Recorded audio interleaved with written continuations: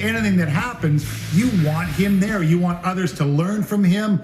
And he's been a captain and a leader for that team. The first time I saw him, Gino, he was 16 years old at Shattuck St. Mary's. It was 8 o'clock on a Sunday morning. I walked in the rink and I knew who he was when he stepped on the ice.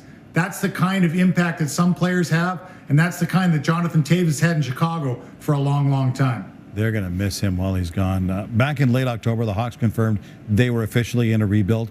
Given the latest news, how does that affect their plans now moving forward? Even more so, if it wasn't, full on the gas for the rebuild, it certainly is now, Gino. And, Kane and Cze had great years. 2 years ago, they had their top point years, and Cze had his top goal years. So it's not like players that are past their prime. But Stan Bowman now will look at the only 3 players that remain from that Stanley Cup team with Cze out are Duncan Keith, Patrick Kane, and the coming back injury, Brent Seabrook. So I think it's time for him to look at those guys and say, okay, here we are, guys. You're going to be a part of this, or we're going to make decisions that are going to be really tough for everybody.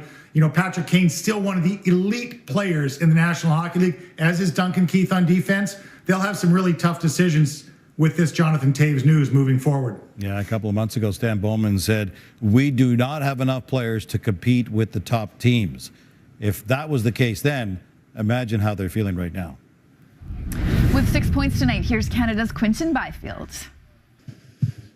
We've been talking to your coach about you for a couple of weeks now, and he keeps saying that you're doing the little things right. The details are there in your game. But does anything help more than a 6-point night to kind of blow things open confidence-wise? Yeah, no, it definitely helps quite a bit. Haven't scored a World Juniors goal, so, that's definitely in the back of my mind. Just getting the relief, finally scoring off that play.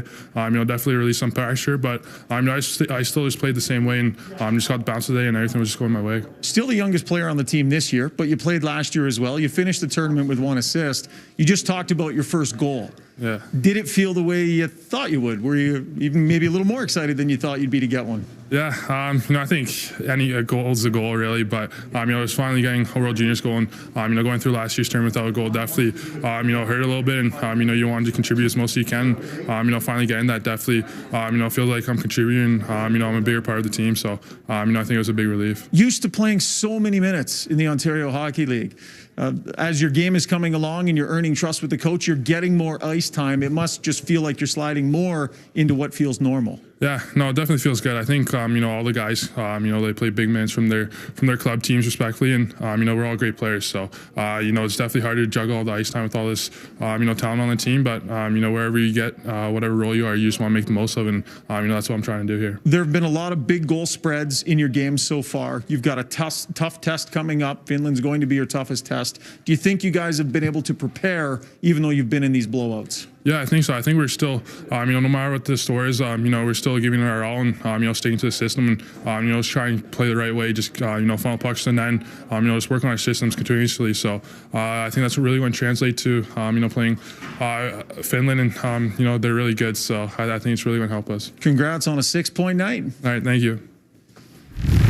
Coming up on SportsCenter, history on the line tonight for the Raps in Philly as they look to avoid the franchise's worst start to a season in 15 years. Plus, after a sideline phone paid the price for the Patriots' loss to Buffalo, we're counting down the top 10 phone moments in the SC Top 10. I don't think that phone's going to work